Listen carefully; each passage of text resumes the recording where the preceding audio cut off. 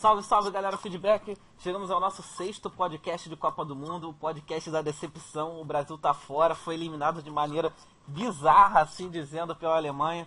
7-1 para a terra do chucrute, em cima do samba. E ficou esse gostinho de que aconteceu, né?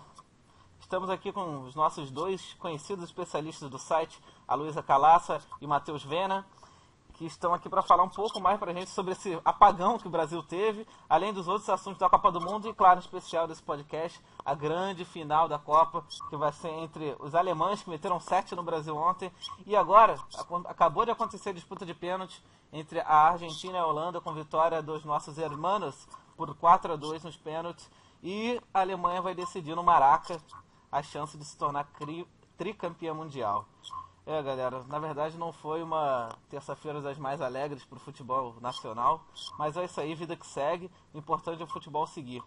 Você que não conhece a Feedback Magazine, acesse lá em www.feedbackmag.com.br, além de youtube.com/feedbackmag e facebook.com/feedbackmag, desculpa, a sua revista de cotidiano, esportes, atualidades e tudo que há de bom nesse mundo corrente aí. Você encontra na Feedback Magazine. Bom, galera, como eu disse, estamos aqui com os nossos dois especialistas, vão contar um pouco mais pra gente sobre o panorama geral da Copa. Eu queria começar primeiro com o Matheus Vena, que me deu um esporro nos bastidores por ter falado o nome dele errado em podcasts anteriores. Fala aí, Matheus, dá um salve pra galera, se apresenta aí pra quem não te conhece. Boa noite, sou Matheus Vena, aluno de jornalismo da SPM e analista da Feedback. Estamos aí para comentar mais um podcast. Isso aí, eu tenho a honra de receber agora a nossa querida mulher da mesa redonda aqui da Feedback, que, não deixa de perder pra nada, sabe demais. E se apresenta aí, Luísa. Boa noite, galera. Sou a Luísa Calassa, estudante de jornalismo da UF. Infelizmente não pude participar dos últimos 2 podcasts, mas estou aí para tentar ajudar e enriquecer e a gente poder levar para vocês o melhor das nossas análises e comentar essa Copa aí que tá muito louca, né, Vitor? Exatamente, cara. É assim, chamada Copa da Zoeira, Copa das Copas, né? Porque depois de ter a Costa Rica avançando, de ter várias prorrogações, muita emoção, vários gols nos últimos minutos, muita choradeira por parte do Brasil, e esse incrível 7-1 que a Alemanha meteu no Brasil no dia de ontem, que foi para marcar, assim, de vez a presença do Brasil nessa Copa. Se bem que o Brasil ainda tem um joguinho para fazer aí com a Holanda, disputa de terceiro lugar, tentar terminar a Copa de cabeça erguida aí, e assim dizendo, subir no pódio, né? Assim com a sua medalha de bronze. Bom, galera, a primeira pauta de hoje é sobre as semifinais dessa Copa do Mundo FIFA, que reuniu, de um lado, Brasil e Alemanha, e do outro, Holanda e Argentina. O Brasil perdeu por 7-1, como foi dito, e a Holanda e a Argentina, depois do tempo normal, 0-0, acabou indo para os pênaltis e terminando em 4-2. Eu queria falar primeiro com o Matheus aí, cara. O que você tem a contar dessas semifinais aí? Da semifinal de Copa do Mundo, e acabou avançando a Alemanha e a Argentina, cara. Fala aí o que você tem para contar pra gente e pode despejar todo o seu ódio em cima da família Filipão. Primeiramente, vamos falar do jogo do Brasil, né? A gente sabia que a Alemanha era um time forte, a gente sabia a pedreira que a gente iria enfrentar, a Alemanha era a favorita, a gente jogava ainda sem o nosso principal jogador, sem o nosso capitão, mas ninguém esperava o que aconteceu. O 7-1 realmente foi demais. Depois do terceiro, quarto gol, já estava anestesiado, parecia um sonho. Eu não queria acreditar no que estava acontecendo. Assisti o VT do jogo já 2 vezes, ontem à noite, hoje de manhã. Continuo sem acreditar no que eu vi. Não tem nem muito o que a gente falar, né? É uma vergonha de perder a Copa dessa forma. A decepção do torcedor brasileiro.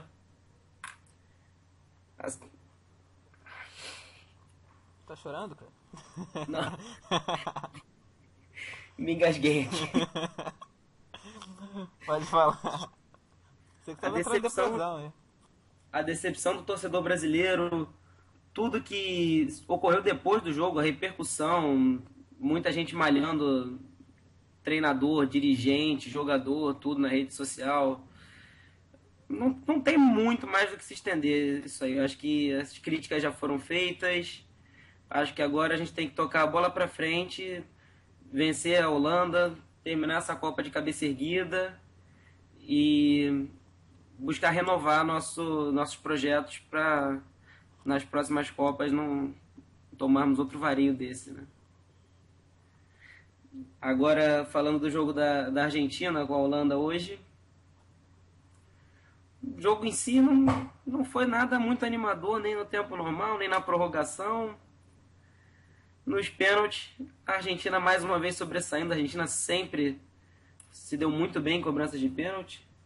Só perderam uma vez em disputa de pênalti na história das Copas do Mundo. E vão fazer essa final contra a Alemanha jogando em casa, né? Porque o Maracanã provavelmente vai estar tomado de argentinos, assim como na estreia deles contra a Bósnia, assim como fizeram em vários estádios, Brasil afora. Vai ser um grande jogo aí pra gente assistir no domingo. A Alemanha com um time mais forte, mas os argentinos com a sua sempre característica raça, com um dos melhores jogadores do mundo desequilibrando e com sua torcida apoiando do início ao fim. Vamos esperar. É isso aí, cara. Nada mais esperado que a Argentina jogar. Ela já vem jogando em casa, né? Isso, diga-se de passagem, que é um fato nesse Mundial, a torcida argentina muito presente. E dessa vez não vai ser diferente, ainda mais que numa final, né? Eu acredito que no estádio vai ficar um pouquinho dividido por causa da questão do ingresso, que ele foi adquirido com antecedência. Mas o Rio de Janeiro já está lotado de argentino desde o início da Copa, né? Isso é fato. Inclusive, o Eduardo Paes, que é prefeito aqui do Rio de Janeiro, ele deixou ali a cidade do samba como reduto de estacionamento de argentinos. Aqueles que vêm com apenas de carro, com seus trailers e seus motorhomes, assim como eles dizem. Eles vieram de carro mesmo para o Rio de Janeiro, para o Brasil, fizeram as paradas nas cidades sedes aí da Copa e estão estacionados ali aqui na cidade do samba, apenas fazendo barulho. A maioria deles não tem nem sequer ingresso, né, para assistir aos jogos. E você, Luísa, o que você tem para falar aí sobre essas semifinais, o vexame do Brasil, os nossos irmãos na final? Conta aí um pouquinho pra gente o que você tem a falar sobre isso. O vexame foi feio, né, cara? Eu acho que não dá pra você ignorar. Se eu não me engano, acho que essa foi se eu não me engano, não. Foi a maior goleada que o Brasil sofreu em Copa do Mundo. E eu acho que por mais que a gente tenha que superar isso, até porque ainda tem um jogo pra ser jogado, isso marca. Não só uma geração, mas um amigo meu até comentou, o Brasil vai ficar sem ganhar da Alemanha em jogo de Copa por um bom tempo, porque você carrega o peso de tudo que aconteceu, né? Ah, exatamente. E por mais que a mídia faça até... Às vezes até insisto um pouco nesse assunto, isso não está fora de questão, você não pode ignorar Eu acho que não só o placar, mas foi eu estava ouvindo hoje uma mesa redonda, o cara falou, parecia que era o adulto jogando contra a criança, porque o time do Brasil em momento nenhum se encontrou em campo, a cara de perdido, o Filipão não tinha a menor ideia do que fazer, o Brasil tomou 4 gols em 6 minutos e ele continuou ali, assim, é complicado assim, você também analisar, fazer uma análise pós-jogo, mas não dá para ignorar o que aconteceu, né? Foi um vexame e tá marcado como a maior goleada da história da seleção brasileira em Copa, então é complicado. Não da história, é da história, né? É verdade, não só em jogo de Copa do Mundo, então acho que... Eu fiz uma postagem, pode falar, pode terminar. Não pode deixar isso marcar a geração, porque tem muito moleque novo aí, muito habilidoso, não só o Neymar, mas o próprio Davi Luiz, tem os medalhões, né, Fred e Júlio César, que vão se despediram com uma derrota vergonhosa, mas também não pode deixar marcar essa geração que tá nova e tem gente talentosa, o Oscar, o Davi, o próprio Neymar. Então acho que a análise do jogo é mais ou menos essa aí. É difícil você colocar a culpa numa pessoa só, mas eu acho que é difícil você fazer algum elogio ao Filipão durante a Copa, assim. Eu acho que quem acompanhou dificilmente tem alguma coisa de positivo para falar, não só pela arrogância dele nas entrevistas, como pela própria convocação. Ele foi muito questionado pela opção do goleiro, pela opção do centroavante, pela opção de jogo, pela opção tática, por insistir em determinados jogadores. E eu acho que o Brasil montou o time em função do Neymar e a gente viu que não é por aí, né? Eu acho que o que tem que ser feito agora também é uma análise da realidade do futebol brasileiro, que a seleção é reflexo do futebol.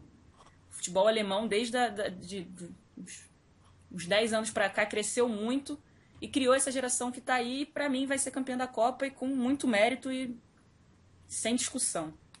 Agora o jogo de hoje foi um jogo meio morno, né? Ficou olhando ali, não sabia também, não tinha muito para quem torcer. Eu estava esperando que pelo menos a Argentina perdesse para o jogo de sábado ser um pouquinho mais animado, ter aquela rivalidade, né? Ser aquela coisa mais... Dá uma graça pro jogo, né? Porque vai ser um jogo meio de desânimo.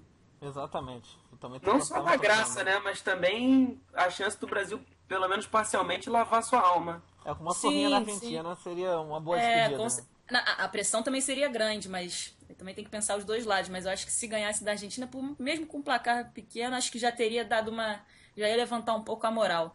Mas eu também acho que é importante ter... Acho que é importante ter um sul-americano na final diante de tudo que a Colômbia, a Costa Rica e o México e todos os times fizeram nessa Copa. Eu acho que é importante você também ter um representante sul-americano, porque fica muito essa coisa do futebol europeu, que o futebol europeu está evoluindo, como se o futebol sul-americano não tivesse forças, e essa Copa mostrou o contrário, né? Exatamente. Por mais que o Brasil tenha perdido um pouco dessa força, essa Copa mostrou o contrário. O jogo de hoje, acho que o Messi jogou mal, né? Eu achei que o Messi jogou muito mal. E ele me pareceu cansado. Então acho que ele é o que pode fazer a diferença no jogo domingo para a Argentina. Não sei ainda se o Di Maria joga, né? Porque parece que os argentinos estavam falando que tinha chance dele jogar, mas os argentinos querem que ele jogue, né? Jogaria no sacrifício, não joga 100%. Ele já não estava 100%, assim, né? Desde o começo ele já estava meio... Mas bem ou mal é um reforço, é uma preocupação. Eu acho que também tem um pouco disso. As críticas que fizeram ao Fred, eu tenho todas as críticas a serem feitas ao Fred também, mas eu acho que quando você entra para marcar a seleção brasileira e o centroavante é o Fred, é a sua última preocupação, assim. Então acho que você... E quando saiu o Fred, entrava o Jô, né? Você botava o Jô lá na frente e você... Assim, enquanto o Neymar carrega 5 para marcação, o Fred e o Jô não carregavam nenhum. Então acho que eles o Di Maria tem... sozinhos, né? Não, sim. E de respeito também, pelo próprio futebol. O Di Maria, por mais que ele jogue meia bomba, ele vai ser uma preocupação a mais pro time da Alemanha, apesar de eu achar que, por mais que o Messi seja o Messi, ele pode dar uma dificultada no jogo, mas o time da Alemanha tá jogando muito bem, taticamente perfeito. E eu acho que vai dar a Alemanha sem muita dificuldade. Bom, eu também apostaria na Alemanha, mas eu não acho que seria sem nenhuma dificuldade também, não. Eu acho que o time argentino não gosta de vender nenhum jogo barato. Tem uma raça que poucos se igualam a eles. Podem ter um time muito pior, mas vão lutar até o fim. A Alemanha não vai ter vida fácil, não. Eu acredito na Alemanha como favorita, mas a Argentina não vai vender fácil, pode surpreender. E o Messi sempre pode desequilibrar, sabe-se lá o que ele pode fazer com a Alemanha também, né? Eu não sei se vida fácil, mas eu acho que o próprio jogo do Brasil mostrou que camisa e vontade, garra e correria tá longe de ganhar jogo, assim, não comparando as seleções. O time da Argentina tá melhor montado do que o time do Brasil, mas eu acho que depois do que a Alemanha fez contra o Brasil, assim, se a moral deles não tiver elevado o suficiente para eles passarem por cima da Argentina de lavada, assim, eu acho que tem uma questão do psicológico também.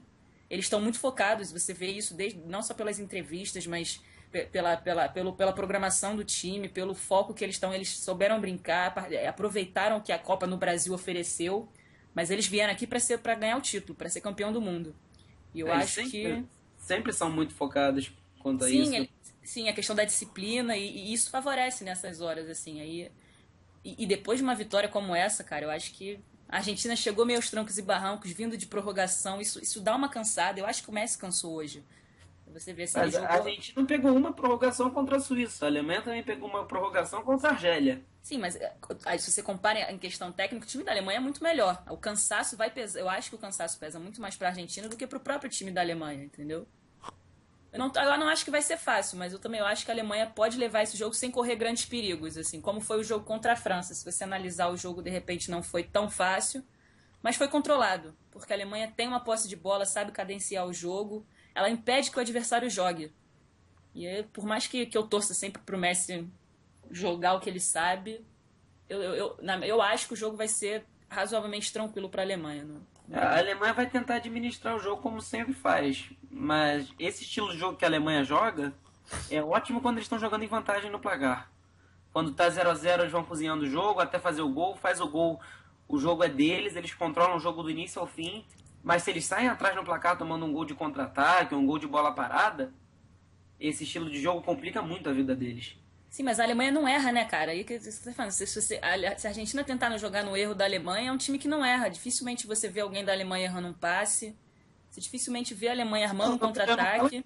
Eu não falo em jogar no erro da Alemanha, mas você tem um cara veloz que arranca como o Messi ou até o próprio Di Maria, dependendo da condição física que ele estiver no jogo. É um cara que num contra-ataque pode decidir o jogo. Se a Argentina faz um gol no início de bola parada ou num contra-ataque, acho que complica bastante a vida da Alemanha, que a Argentina iria jogar toda fechada e o estilo de jogo da Alemanha é difícil jogar contra esses times fechados. Vide o jogo da Argélia, que eles passaram um perrengue. Dificuldade na criação, né? Você arma, é muito mais difícil, né? Quando você joga de um time teoricamente de igual para igual, o jogo fica muito mais aberto, os espaços aparecem com muito mais facilidade. Quando você joga com um time que recua e foca na marcação, você tem que ter uma movimentação muito maior. Exatamente. Esse jogo da Alemanha está cada vez mais tendendo pro jogo da Espanha, que consagrou a Espanha, né? Muita posse de bola, controlar sempre o jogo, muitos passes e buscar sempre a finalização perfeita. Mas é efetivo, né? Assim, é extremamente efetivo. A Espanha, na verdade, o que faltou na Espanha depois de um tempo foi isso, a questão da própria efetividade. Mas eu acho que o jogo da Espanha era muito, muito vertical, né? A Alemanha tem por mais que tenha essa questão do toque de bola, você está sempre preocupado, você está sempre buscando a jogada horizontal, você está sempre procurando jogar para frente, coisa que a Espanha não fazia. Pelo menos depois de um tempo, o toque era sempre pro lado, você via que, como você falou, procurando a jogada perfeita. Eu acho que a Alemanha também joga nesse estilo, só que ainda não estão jogando tão fechados contra a Alemanha como começaram a jogar contra a Espanha. Quando começaram a ver os times que o Barcelona perdeu na Champions, foi o Inter do Mourinho jogando na retranca e depois o Chelsea, que chegou a jogar até com o Drogba na lateral direita naquele jogo. Depois o time do Bayern nesse ano, que adotou o mesmo estilo de jogo, perdeu para um Real Madrid que jogou só contra-atacando. A seleção espanhola, os jogos que perdeu desde que adotou esse estilo de jogo: Estados Unidos na Copa das Confederações em 2009, Suíça na Copa do Mundo em 2010 e agora o Brasil na Copa das Confederações do ano passado, foram todos times que jogaram atrás, esperando a Espanha vir e tentando roubar a bola para sair em contra-ataque. E times que sempre saíram na frente. Esse estilo de jogo é muito bom quando você sai na frente no placar, mas quando você sai atrás, é difícil você correr atrás. O outro time começa a jogar fechado e você não consegue arrumar os espaços para finalização perfeita. Não existe jogo perfeito, né? A gente sabe que, na Sim, verdade, todo jogo tem suas falhas. Sim, só que tem gente que sabe se aproveitar disso e tem gente que não sabe, né? O Brasil não soube. Vamos ver se a Argentina vai conseguir se aproveitar disso, realmente. Não tem como. Todo jogo, toda equipe que você arma tem uma falha e tem um contraponto, né? Tem algumas jogadas, alguma coisa que você pode explorar, tentando evitar buscando a vitória, né? Na verdade. Achei Então que vai depender do estilo. O grande erro do Brasil contra a Alemanha foi tentar meio que jogar de igual para igual. O Brasil já não é um time do mesmo calibre da Alemanha. Se você olha o futebol recente da Alemanha, olha o futebol recente do Brasil, a Alemanha vem jogando num nível mais alto há algum tempo. A Alemanha tem mais jogadores com qualidade de decidir o jogo. A Alemanha ganha do Brasil em vários aspectos: técnico, tático, até emocional. O que o Brasil tinha que jogar era justamente se fechar todo. Jogar como a Argélia jogou, ainda mais estando sem o nosso principal jogador, se fecha, tenta evitar tomar gol, se der brecha faz o gol, se não tenta levar para pênalti, jogar o jogo feio, né? Aquela coisa que jogar o jogo feio, que você considera como sendo o jogo feio. Sim. Na verdade, eu acho que o Brasil não teve tática em momento nenhum dessa Copa, assim. Eu não aquela coisa de você não vê o dedo do técnico no time. O Brasil pegou um grupo fácil, pegou adversários que respeitaram muito a seleção brasileira. Assim, eu acho que tanto o Chile quanto a Colômbia tiveram um respeito muito grande. E com isso você facilita o outro time jogar. Com certeza. O jogo da Colômbia, o Brasil ganhou puramente na camisa. Foi puramente. A Colômbia entrou. A Colômbia vinha jogando um dos melhores futebol da Copa, jogando muito mais que o Brasil, simplesmente... e ficaram frustrados quando pegaram o Brasil. Os principais jogadores não conseguiram desequilibrar da mesma forma. O James, o Quadrado não conseguiram sobressair. Eles pareciam um pouco assustados por enfrentar a seleção brasileira. O Brasil puramente no peso da camisa. Foi muito respeito deles e eles acabaram sucumbindo diante disso. Então, eu acho que a Alemanha não ia ter. A Alemanha não tinha por que respeitar o Brasil, porque é uma nação tão grande quanto.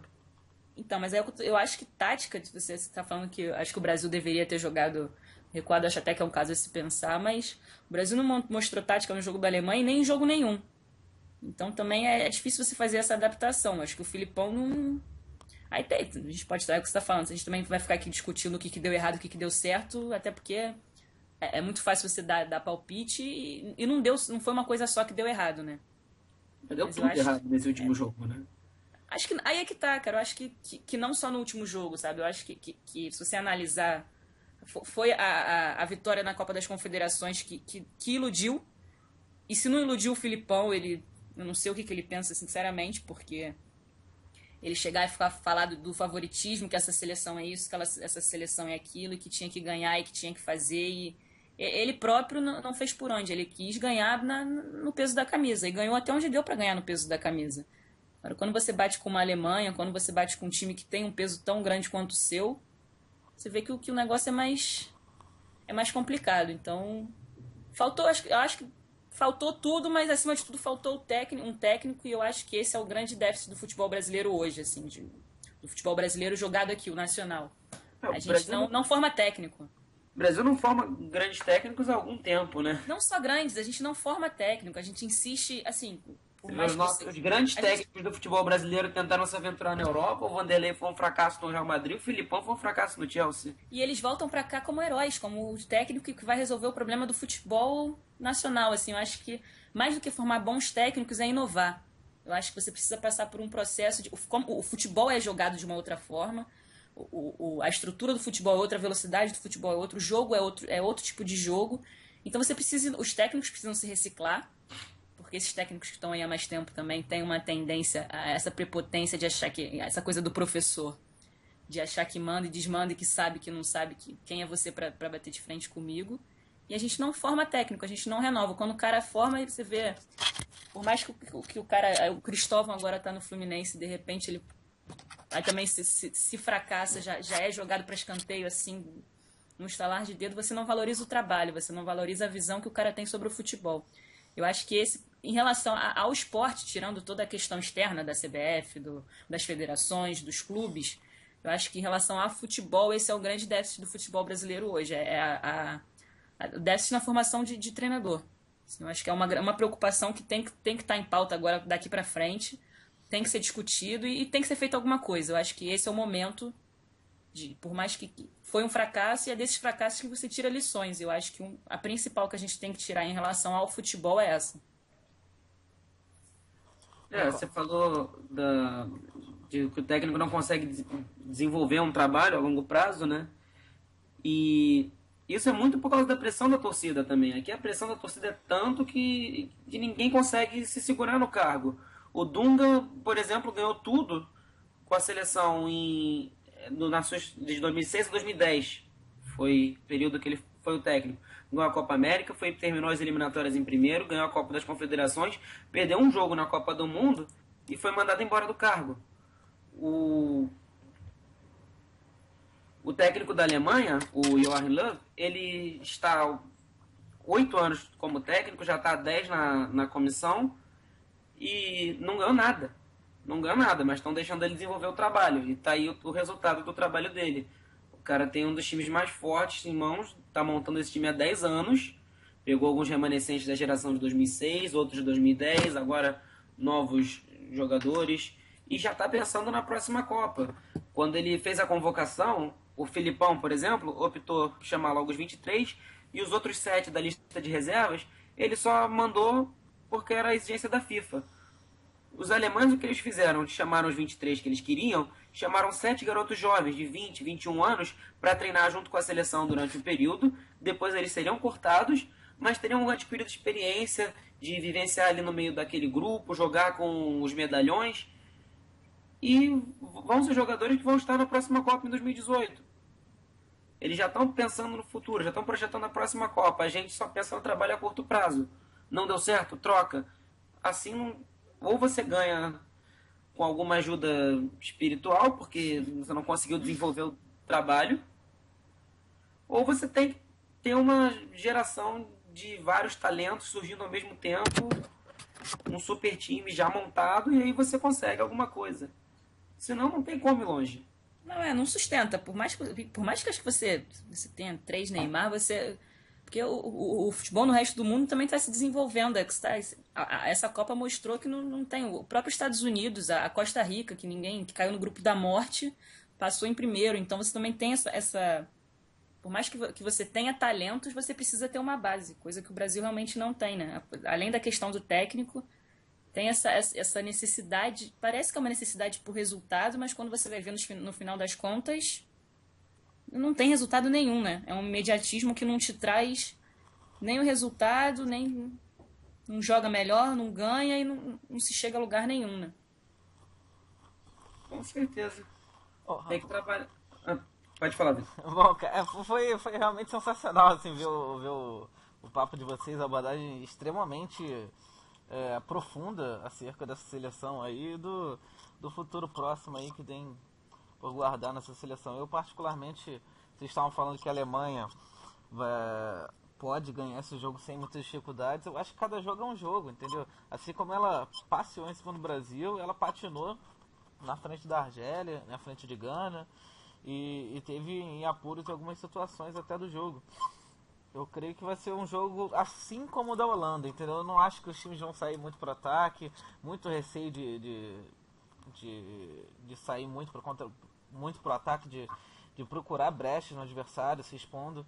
Mas e tem grande chance de ir para prorrogação também, cara. Assim como eu prevejo um panorama bem parecido com esse jogo com a Holanda, desse Argentina e Holanda aí, com os times bem cautelosos, assim, praticamente empurrando com a barriga para pênalti desde o meio do segundo tempo.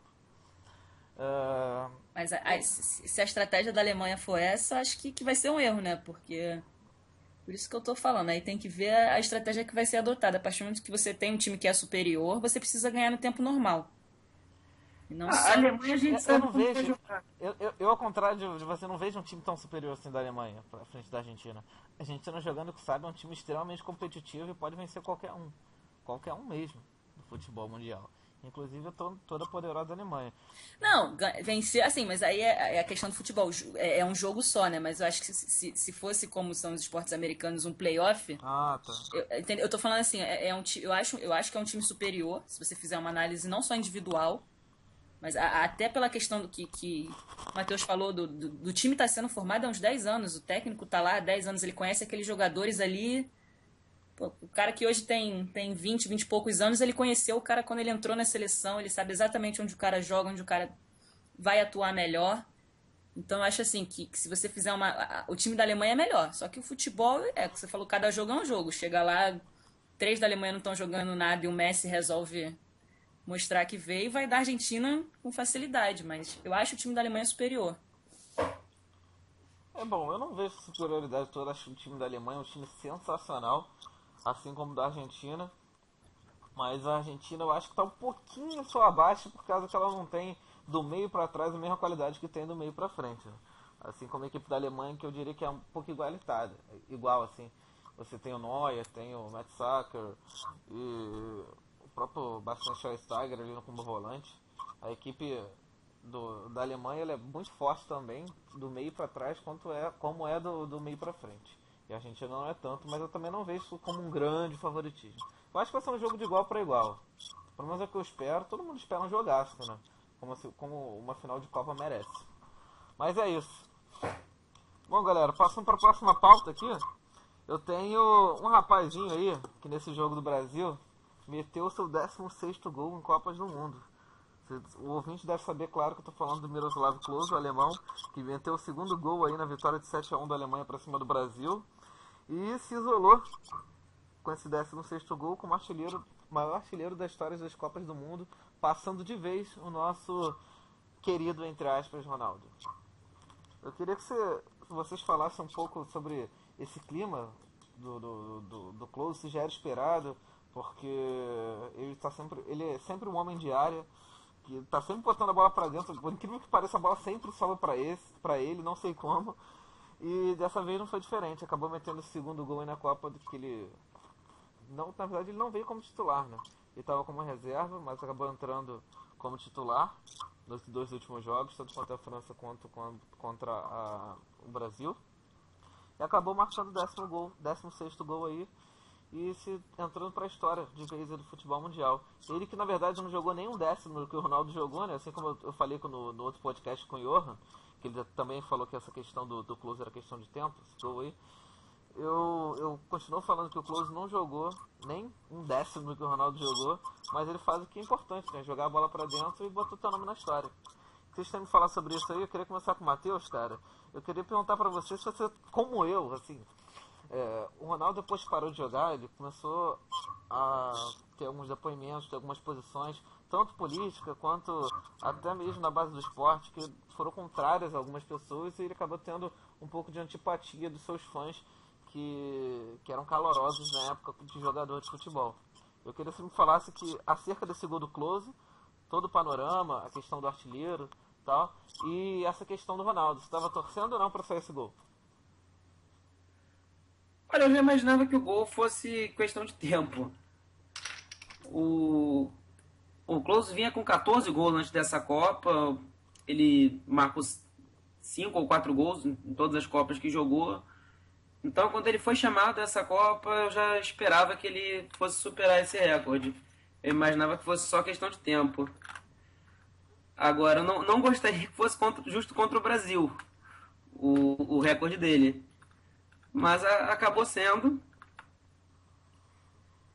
E é o que você falou. O Klose não é nem perto do jogador que o Ronaldo foi. Mas em Copas ele fez mais gols, foi mais artilheiro. Nunca foi um jogador brilhante jogando por clubes, mas pela seleção alemã tem que tirar o chapéu. O cara é o maior artilheiro da história da seleção, é o maior artilheiro da história das Copas, isso não é pouca coisa. Ah, com certeza não, cara. Eu inclusive postei um textozinho lá na Feedback Magazine, no Facebook, falando do Klose, né? Que ele meteu o 16º gol dele em Copas. O Klose que jogou a Copa de 2002, 2006, 2010 e tá jogando de 2014. É uma longevidade legal no futebol. Você vê um jogador que se cuida, tá com 36 anos, mas tá aí, correndo como um garoto, fazendo gol como um menino e botando teu nome na história. Mas é isso. Luísa, conta pra gente aí acerca desse assunto aí, seu panorama sobre o Klose, Ronaldo e a história do futebol. Eu acho que todo mundo já esperava, por mais que ninguém quisesse acreditar, acho que todo mundo esperava. Eu acho que isso não diminui em nada o que o Ronaldo fez, o que o Ronaldo representou não só para o Brasil, como para o futebol, assim, né? Ele como jogador, ele é inquestionável. Eu acho que depois que ele se aposentou, ele fez umas escolhas questionáveis aí, mas a carreira dele como jogador foi excepcional. E o Klose veio para a Copa para isso, né? Vamos combinar que ele ainda tem gás, ainda tem fôlego, mas o grande objetivo dele na Copa era tentar, era ir em busca desses gols. E apesar de futebol não viver muito de número, isso está começando de uns tempos para cá a ter uma relação maior com o futebol, assim, não a estatística, mas a valorização dela, né? Porque a gente joga, tem muito mais a questão do coração, até para você analisar uma partida, essa coisa, a própria coisa, a questão da garra, a questão da vontade. E na verdade, eu acho que o esporte é dessa forma, você treina e você se organiza buscando evitar a falha para que vença o melhor. E no futebol, mas a lógica não é mais ou menos por aí, né? Mas eu acho que ele veio para a Copa para isso. E na Copa das Copas é mais um fato desses importantes que entrou para a história, né?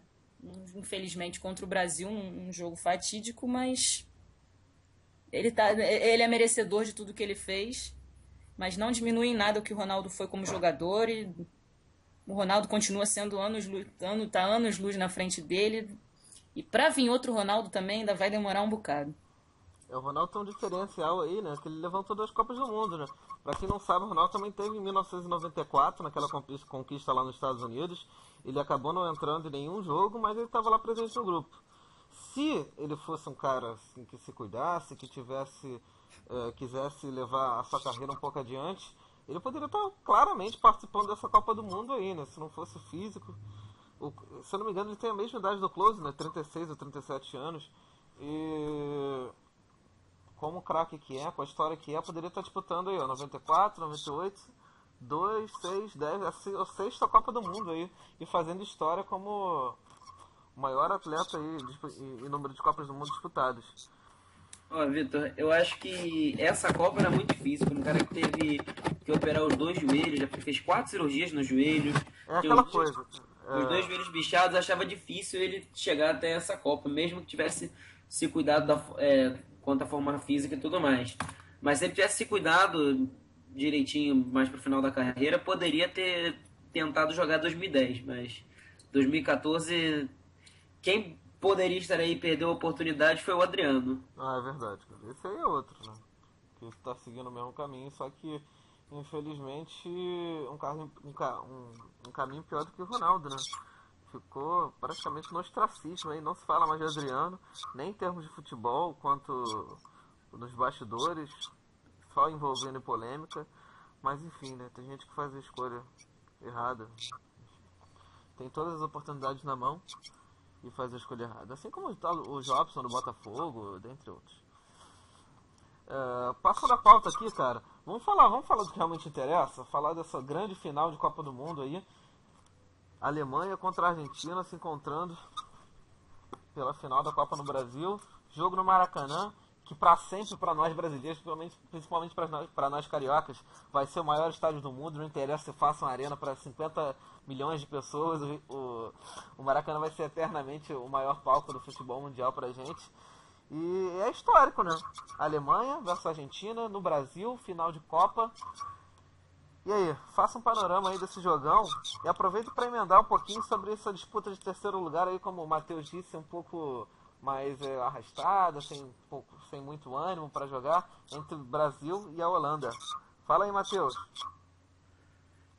Então, como a gente acabou até entrando nesse tópico, comentando na segunda pauta, a gente acabou entrando nesse tópico sobre o jogo de domingo, afinal, a Alemanha é favorita. A Argentina tem chance de, como eu falei, eu acho que a melhor chance de vencer a Alemanha é jogar apostando em bolas paradas e em contra-ataques. Jogar fechado, esperando eles virem pro jogo, sem dar espaço para eles finalizarem. Já que é um time que busca sempre a finalização perfeita, tem que concentrar o time todo bem lá atrás mesmo, como o Mourinho diz, jogar com 2 ônibus estacionados na frente do gol. E tentar buscar numa brecha que tiver num contra-ataque, uma bola parada, algum lance isolado, fazer um gol e vencer o jogo. Para mim esse é o melhor caminho para a Argentina ganhar o jogo. A Alemanha, acho que a gente já sabe, vai fazer o jogo de sempre. A Alemanha não muda seu estilo de jogo, ela imprime o seu estilo de jogo e força o adversário a jogar da forma que ela quer. Vai ser isso mais uma vez, e se a Argentina tentar bater de frente com a Alemanha como o Brasil fez, podemos ver uma nova goleada. Mas eu não acho que os argentinos vão tentar jogar de igual para igual com a Alemanha, porque todos sabem que a Alemanha é mais time. Exatamente, cara. Vamos lá, sem mais delongas. Alemanha ou Argentina? Quem ganha? A Alemanha, eu já coloquei a Alemanha como... Alemanha, né? Seco é a Alemanha, né? E esse Brasil e Holanda desanimado aí?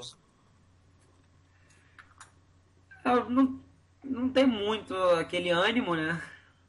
Acho que assim, quando o Brasil perde, vai para decidir o terceiro lugar, a gente já não é a mesma animação da forma que foi em 74, foi em 78. Dessa vez acho que é mais desanimado ainda, né? Depois da gente sofrer a maior derrota do nosso futebol, Essa derrota de ontem pra mim dói mais. Dói mais do que a de 50, dói mais que a de 82, dói mais que a de 98. Então a gente precisa tirar forças, sabe-se lá de onde, pra jogar no sábado e dar o melhor, porque vencer a Holanda não é a Argentina, não lava a alma da mesma forma. Tudo bem, mas vencer, terminar com uma vitória, como você falou, conquistar o pódio e terminar de cabeça erguida. É verdade, cara. Vamos tentar aí terminar de cabeça erguida, como você disse aí. E é isso, por mais que eu acho que vai dar Holanda. Enfim. Luísa, conta aí pra gente dessa finalíssima aí entre Alemanha e Argentina, aqui no estádio do Maracanã, no Rio de Janeiro. E esse joguinho furado aí, assim por dizer, entre Brasil e Holanda. Como a gente até falou bem bastante sobre isso, e como eu disse, eu tava torcendo pra Holanda ganhar pro jogo de sábado ser Brasil e Argentina, né? Somos Porque dois. porque como eu não tava nem, não era nem pra Argentina perder, porque eu acho, como eu falei, eu também queria que um time sul-americano, depois da campanha que os países sul-americanos tiveram na Copa, eu tava torcendo também pra que não tivesse essa primazia europeia. Mas o jogo de sábado acho que vai ser morno. Não sei, aí a gente vai ver como é que o quanto essa derrota abalou realmente o psicológico da seleção. Mas o time da Holanda também não é nada excepcional. Não tá jogando tanto futebol assim, não acho que é um pavor pro time do Brasil, mas aí vai se abater a questão psicológica, continuaremos sem o Neymar. Não sei qual time que o Filipão vai escalar, porque jogou o Bernard aos Leões lá naquele jogo e vamos ver aí o que ele vai armar. Meu palpite para sábado eu ainda vou pensar. Agora, domingo para mim da Alemanha.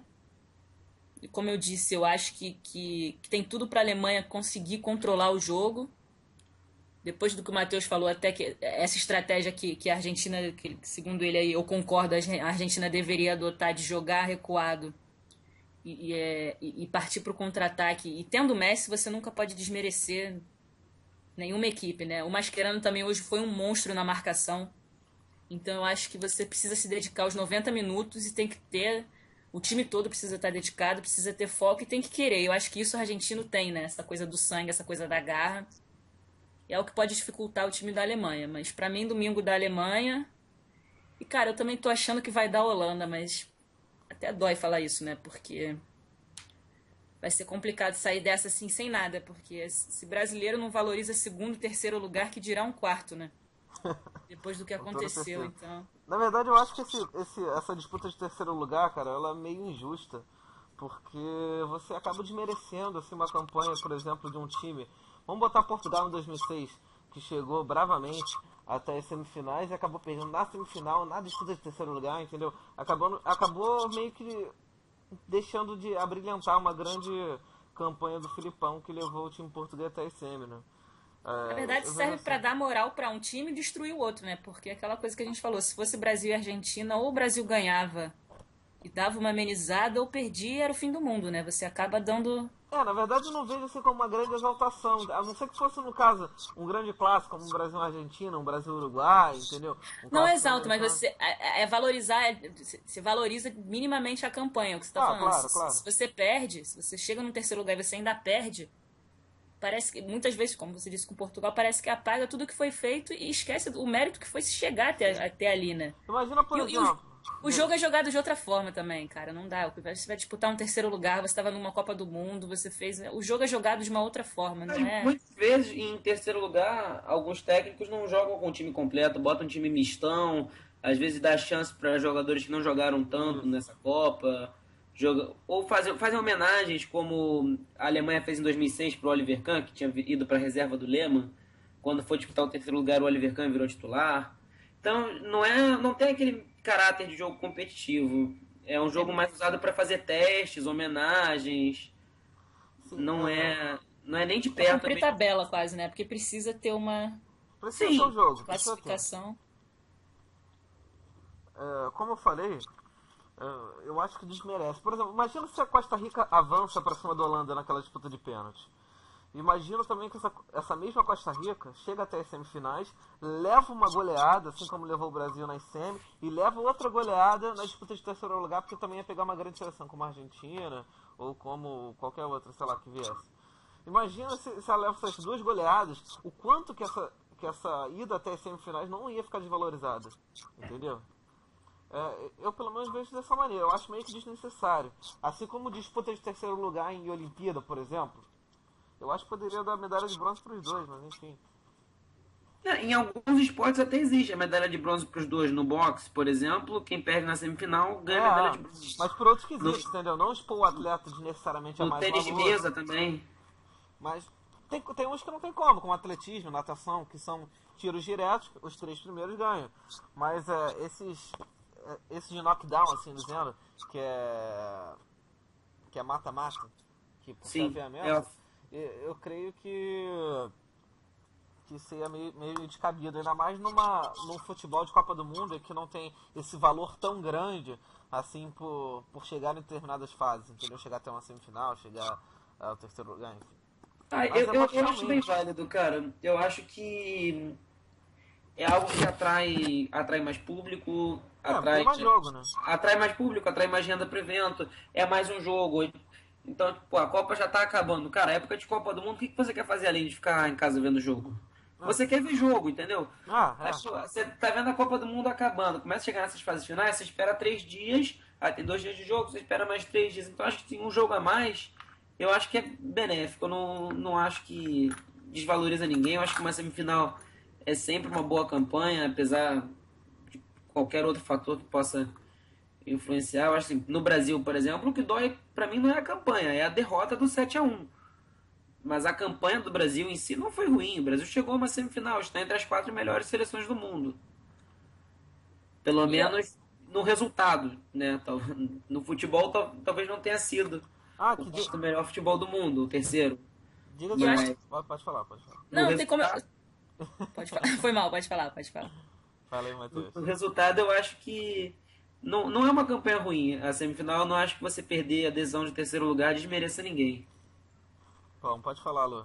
Não, eu acho que foi o que eu te falei, tem os dois lados. Eu acho que pode servir tanto pro bem quanto pro mal. E eu concordo com o Matheus, essa coisa, você tá na Copa, não só pela questão financeira, é interessante para eles, né?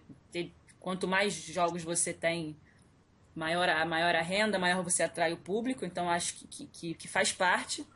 E o que você está falando pode servir tanto pro bem quanto pro mal. Eu tô te falando, o Brasil pode chegar e eu acho que não vai acontecer, mas acho que mais do que ganhar, o Brasil precisa mostrar que essa geração não se abateu como parece que se abateu, né? Eu acho que é uma chance desses moleques, principalmente da geração nova, sair dessa Copa é uma nova oportunidade. Você não vai sair da Copa depois de um 7-1 para a Alemanha. Então acho que tem os dois lados, assim, você pode realmente acabar com o time, como você construiu essa hipótese da Costa Rica. Mas eu acho que você também pode enxergar isso como oportunidade para o Brasil, não apagar a goleada, que isso não vai acontecer. Mas de ter uma oportunidade de sair da Copa de uma outra forma, sabe? Que seja com uma vitória de 1-0, que seja, de repente, até perdendo, mas mostrando mais do que mostrou. Então eu acho que tem os dois lados também, eu acho que é válido, Exatamente. Bem assim como você frisou, o Brasil vai que o Brasil mete uma goleada, né? Na Holanda, vai que... Acho muito improvável, né? Eu sei, mas vai que a gente mete, sei lá, um 4-0, um 5-0 na Holanda, que também é uma desmotivada, entendeu? O Brasil... É muito difícil, mas se a gente colocar 1-0 na Holanda, eu acho que já é um passo dado, sabe? Pelo menos para reconquistar a confiança, a autoconfiança, eu acho que isso é muito importante.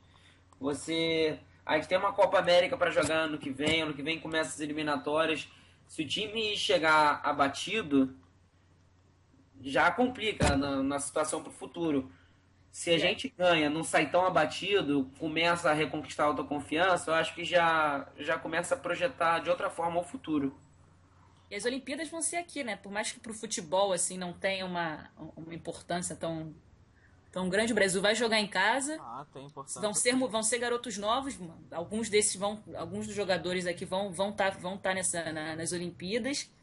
E o peso vai ser muito maior, então acho que é a chance de recuperar para o jogador, para a equipe e para a seleção como uma ideia abstrata, assim, para não sair dessa Copa depois da derrota. Eu acho vai ser importante para o Brasil mostrar que não está, assim, óbvio, que tá abatido, mas que a gente é muito maior do que isso. E né? A seleção brasileira é muito maior do que essa derrota, assim.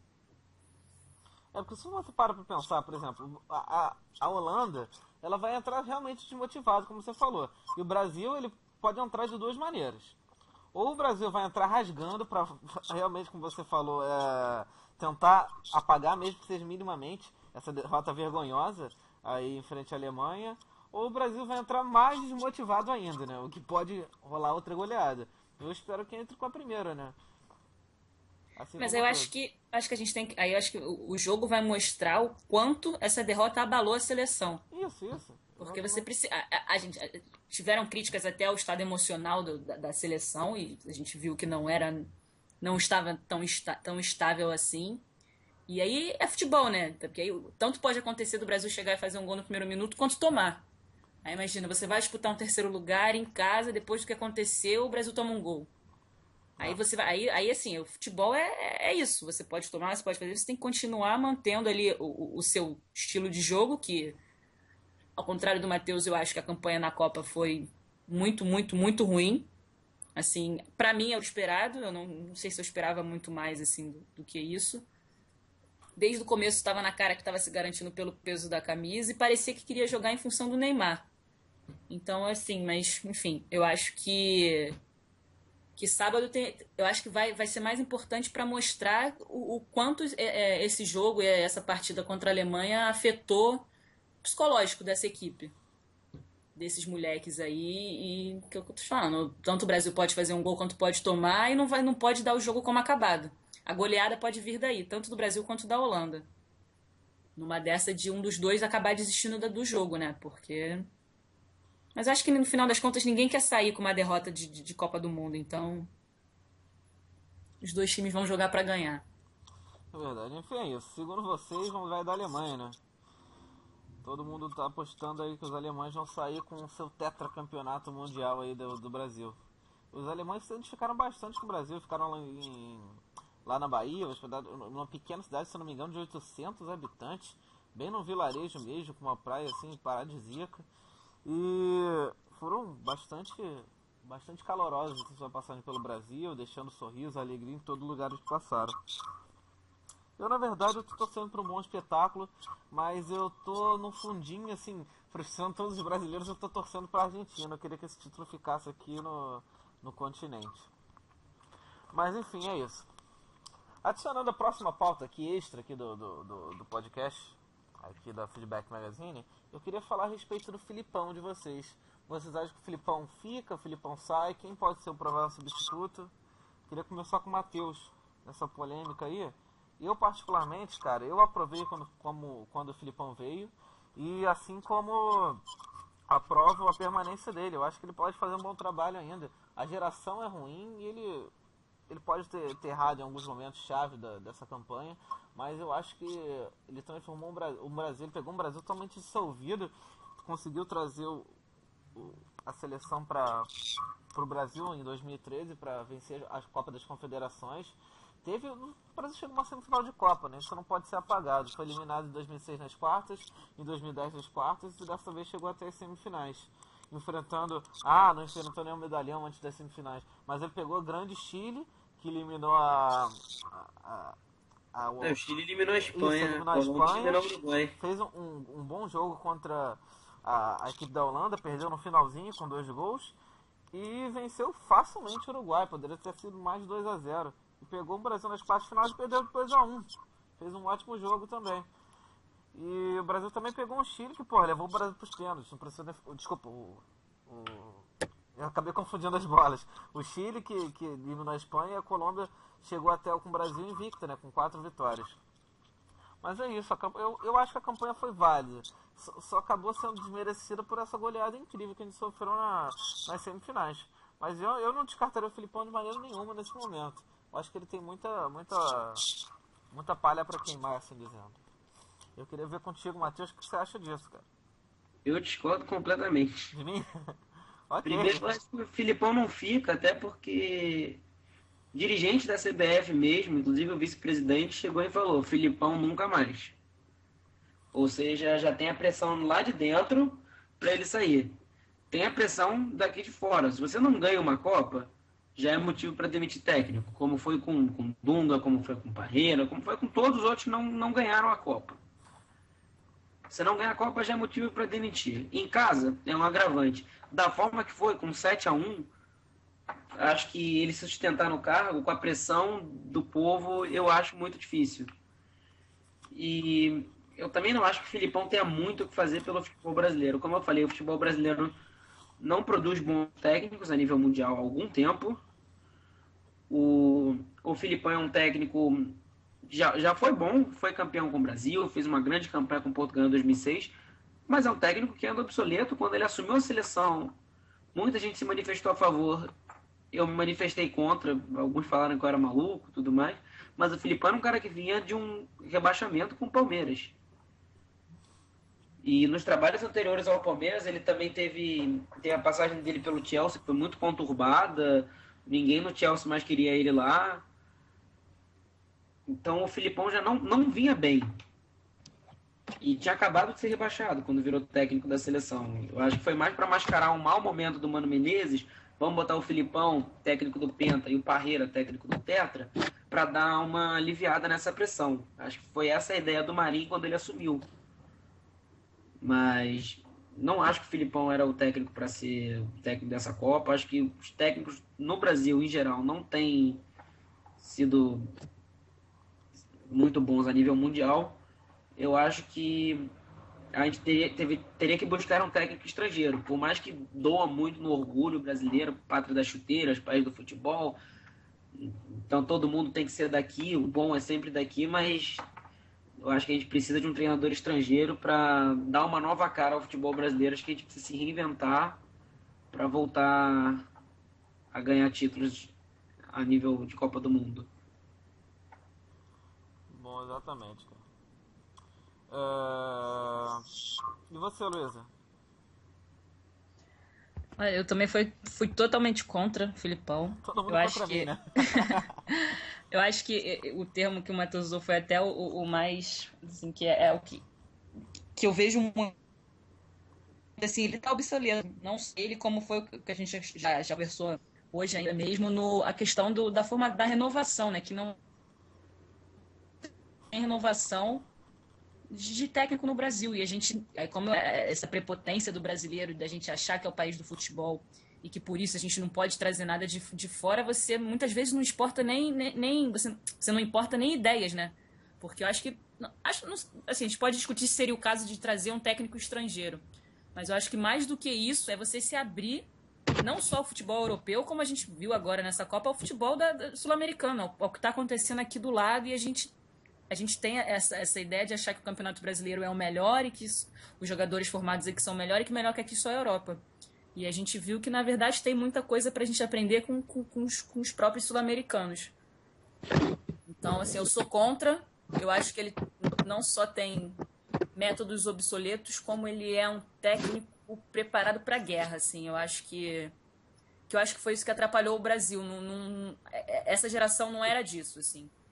Não é um time que você vai inflar e ele vai crescer e vai lutar e vai ser na base só da vontade. Eu acho que assim, isso tem que ser explorado, mas se você não tem uma consciência tática, se você não arma uma equipe de futebol, assim, eu não vi o Brasil jogando futebol. Eu acho que eu não vi o Brasil trocar 5 passes no meio campo.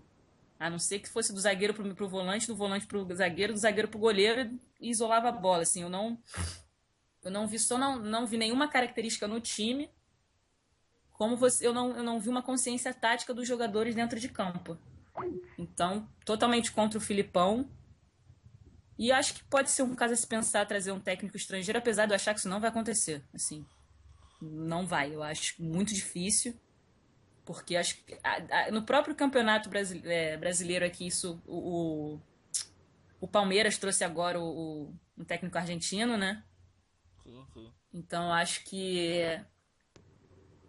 para a seleção, acho que ainda vai ter que quebrar muita barreira e eu acho que a CBF não vai querer comprar essa briga.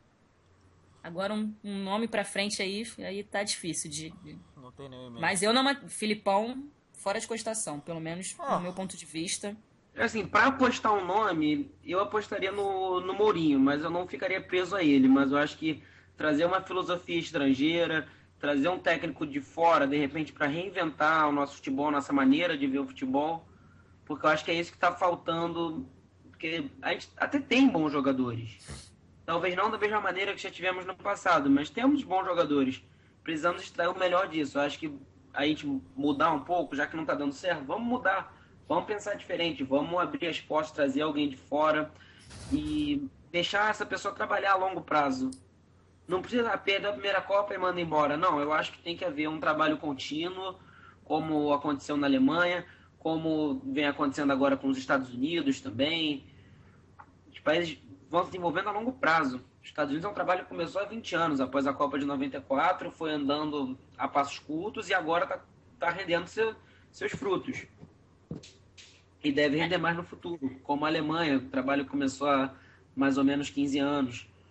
Eu acho que o trabalho tem que ser a longo prazo e a gente precisa reinventar nosso futebol de alguma forma, sair dessa mesmice, porque a gente está apostando nisso há algum tempo e não tem dado certo. Eu concordo com você, mas eu acho que é difícil o que eu estou te falando. Acho que a gente tem uma dificuldade de absorver ideia de fora que dirá você trazer um estrangeiro, entendeu?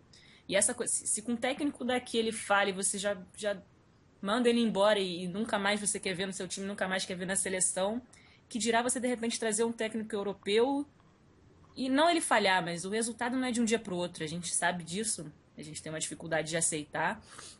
Você vê que os grandes trabalhos feitos não só em times como em seleção, eles duram décadas, assim, você precisa ter um desenvolvimento, você precisa conhecer os jogadores que você tem, você precisa saber com o que você está trabalhando, e eu concordo plenamente com você, mas eu ainda acho que a gente vai demorar um pouco para absorver isso. Eu acho que o baque talvez não tenha sido suficiente. Eu acho que o mais importante, além de repente, se você não trouxer um técnico, é você estar aberto a novas ideias. Eu não precisa nem ir para a Europa, estou te falando. Aqui é o futebol sul-americano, é os Estados Unidos, que eles não só cresceram, como eles traçam metas, e a gente sabe que, acho que a gente sabe pelo sucesso que eles têm nos esportes que eles jogam no país, as ligas são fortíssimas, super equilibradas e super bem organizadas, que não vai ser difícil, assim, você, daqui a algum tempo, de repente, ver os Estados Unidos com uma seleção muito mais competitiva. Então, eu acho que a gente precisa absorver ideias.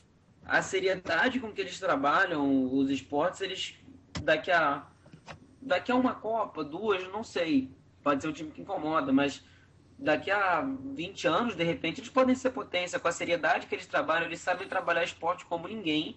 Eles pegaram um esporte que era praticamente amador há 20 anos e estão onde estão hoje. Chegaram nas oitavas de final, deram trabalho para a Bélgica, deram trabalho para a Alemanha. E é um trabalho que continua, né? Eu acho que eles vão aparecer como uma seleção cada vez mais forte nas próximas Copas. Eu acho que é isso que o Brasil precisava, um trabalho a longo prazo.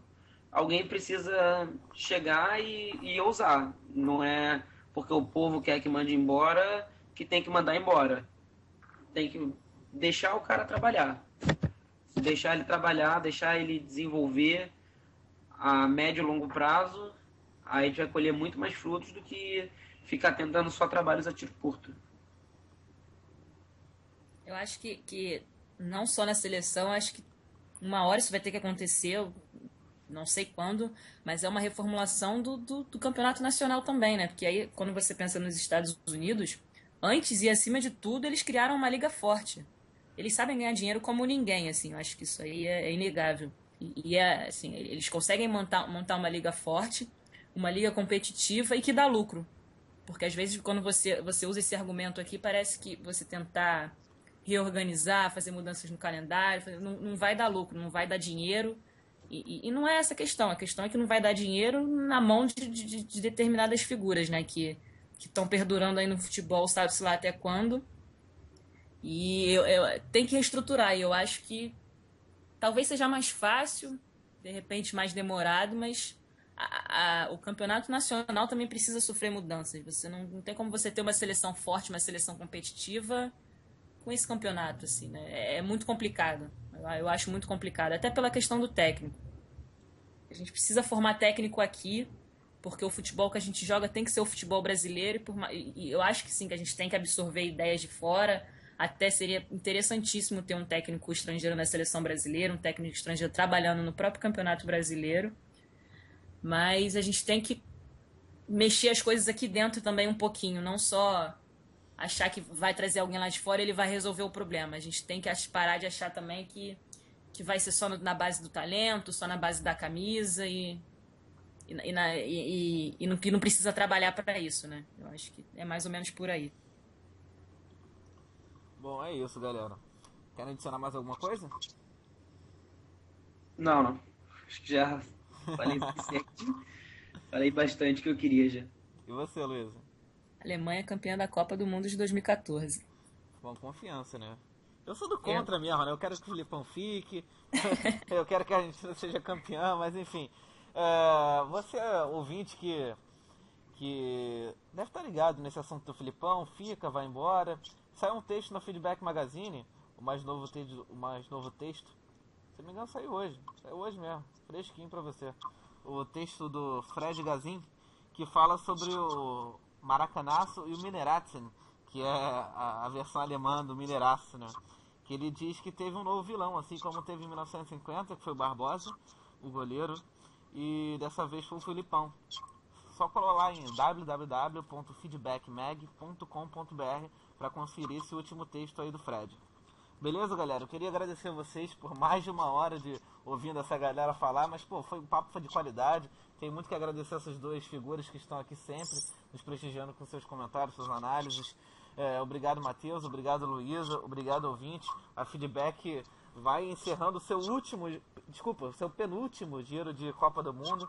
A gente só volta aqui para ver se a Alemanha, como todo mundo está dizendo, aí vai ser campeã mundial. E é isso. Muito obrigado a todos, obrigado ouvinte, obrigado a quem participou e obrigado a Feedback Magazine. Valeu, galera, um abraço, só você curtir o vídeo, se inscrever no canal, compartilhar, viraliza para todo mundo ficar conhecendo aí. A Feedback tá no ar, a Feedback tá na Copa e é isso. Valeu, um abraço, valeu, tchau. Até a próxima. Até a próxima, valeu, galera.